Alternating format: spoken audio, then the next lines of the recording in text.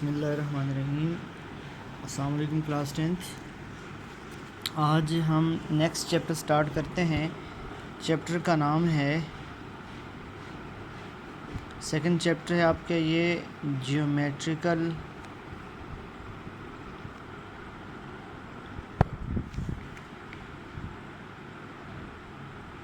Optics. Chapter का नाम है जियोमेट्रिकल ऑप्टिक्स। ठीक है, ऑप्टिक्स फ़िज़िक्स की ब्रांच है। अगर आप सिंपल ऑप्टिक्स के बारे में बात करें, optics is a branch of physics which deal with the study of properties and nature of light. Optics physics की ब्रांच है, ये लाइट के साथ डील करती है। अब ज्योमेट्रिकल ऑप्टिक्स का नाम भी आपने सुना है, यहाँ हम ज्योमेट्रिकल ऑप्टिक्स पढ़ेंगे। इसी तरीके से फ़िज़िकल ऑप्टिक्स है, आपने फ़िज़िकल ऑप्टिक्स का नाम भी सुना है।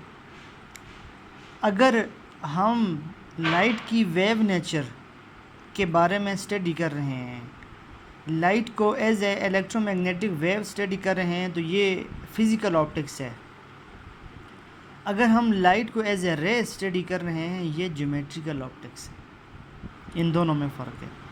अगर लाइट देखें, लाइट एक वेव भी है, लाइट एक पार्टिकल भी है, और लाइट की ड्यूअल नेचर है। लाइट को एज ए रे स्टडी करते हैं डायरेक्ट। जब आप इलेक्ट्रोमैग्नेटिक की वेव की बात करते हैं तो ये बिल्कुल स्ट्रेट नहीं है। जब आप रे की बात करते हैं तो ये बिल्कुल ऐसे स्ट्रेट है। तो ज्योमेट्रिकल ऑप्टिक्स डील विद, इसको रे ऑप्टिक्स भी कहते हैं, deal with ray, deal with light as a ray. Geometrical optics light की स्टडी करती है एज ए रे, इसीलिए इसको रे ऑप्टिक्स भी कहते हैं। रे ऑप्टिक्स, इसको हम रे ऑप्टिक्स भी कहते हैं। ये स्टडी करती है लाइट को एज ए रे। ठीक है, अच्छा। अब सबसे ऑप्टिक्स की डेली लाइफ में हम कई इस्तेमाल करते हैं। देखें, ग्लासेस के साथ देखें आप, लाइट आती है, हम जो एक दूसरे को देख रहे हैं ये भी ऑप्टिक्स ही है।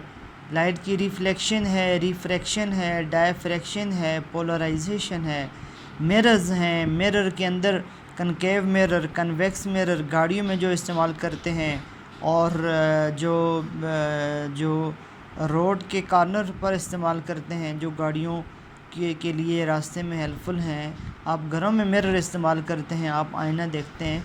ये तमाम चीज़ें ज्योमेट्रिकल ऑप्टिक्स और फिज़िकल ऑप्टिक्स की एप्लीकेशन है।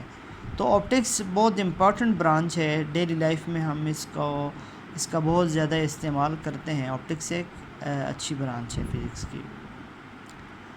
क्लास सबसे पहले हम जो स्टडी करते हैं, जिस चीज़ के बारे में स्टडी करते हैं, वो है रिफ्लेक्शन ऑफ लाइट।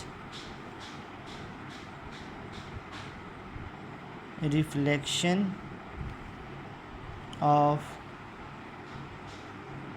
लाइट।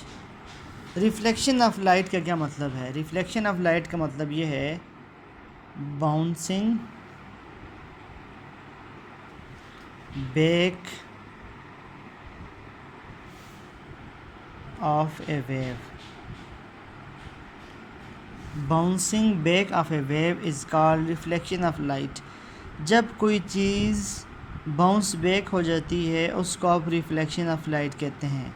इसकी एग्जांपल आप ऐसे लें, जैसे एक गिलास छोड़ें, गिलास के ऊपर लाइट फॉल करें, वो लाइट वापस आपकी तरफ रिफ्लेक्ट होकर आती है, इसको आप रिफ्लेक्शन ऑफ लाइट कहते हैं। क्योंकि लाइट एक विजिबल वेव है, हम इसको देख सकते हैं, और इसीलिए आप इसकी डायरेक्ट एग्जांपल देते हैं। अगर ना समझ आए तो जिस तरह वाटर वेव और दीगर जो स्ट्रिंग वेव है और दीगर जो वेव्स हैं जो आसानी से समझ में आती हैं, ख़ासकर हम वाटर वेव की एग्जांपल ज़्यादा लेते हैं। फर्स्ट जो चैप्टर था उसमें भी हमने ये ली, तो ये आपको ज़्यादा आसानी से समझ आ जाता है। तो वाटर वेव्स की स्टडी उस लिहाज से आसान है। देखें, वाटर वेव्स, आप समुंदर को देख लें, ये वाटर वेव्स जा रही हैं, आगे कोई कॉर्नर है, इसके साथ टकरा के, चट्टान के साथ टकरा के वापस वो ट्रेवल करेंगी, ये बाउंस बैक होगी। वाटर वेव ने ट्रेवल किया, किसी सॉलिड मीडियम के साथ इसने टकराया और वापस आ गया, इसको आप क्या कहते हैं? रिफ्लेक्शन ऑफ लाइट कहते हैं, ठीक है।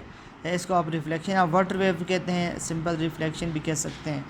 तो अब यहाँ पे आप रिफ्लेक्शन ऑफ लाइट की बात करते हैं, तो रिफ्लेक्शन ऑफ लाइट में लाइट की बाउंसिंग बैक है, लाइट बाउंस बैक करती है, ठीक है, किसी डेंसर मीडियम से। देखें बाज़ औक़ात ऐसा होता है कि मीडियम बहुत ज़्यादा डेंसर नहीं होता, लिहाजा वो वेव उसके साथ टकरा के some portion of the wave is absorbed while some is reflected, कुछ हिस्सा उसके एब्ज़ॉर्ब हो जाता है, कुछ हिस्सा उसका रिफ़्लेक्ट हो जाता है।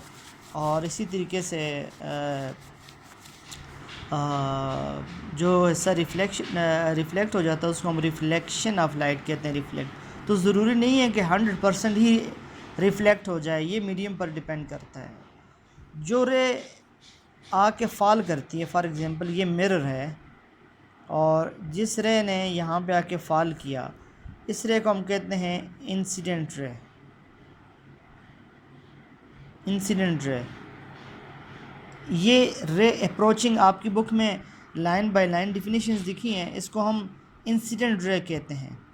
इंसिडेंट रे अप्रोच कर रही होती है असल में, अप्रोच रे विच इज़ अप्रोचिंग। अब ये रे इसको अप्रोच कर रही है, ये अप्रोच। अब यहाँ से टकरा के वापस एक लाइट रिफ्लेक्ट हो जाए, इसको हम कहते हैं रिफ्लेक्टेड रे।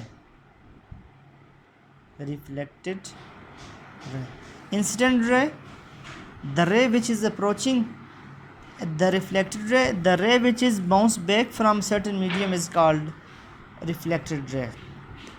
तो ये अच्छा, इसी तरीके से आप नॉर्मल एक चीज़ डिफ़ाइन करते हैं जो बिल्कुल इसके नॉर्मल है। जैसे ये सरफेस है, यहाँ से रे ने आई अप्रोच किया और यहाँ से रे रिफ़्लेक्ट होगी, ये जो हम यहाँ पर ड्रा करते हैं ये नॉर्मल है, इसको क्या कहते हैं?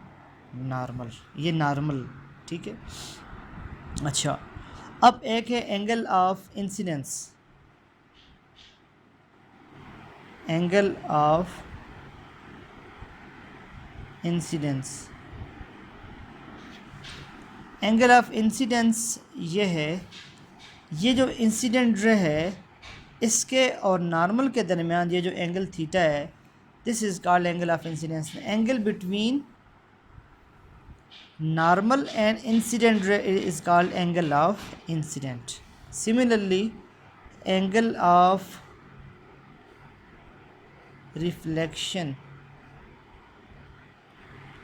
angle of reflection, angle between reflected ray and normal is called, angle between reflected ray and normal is called angle of reflection।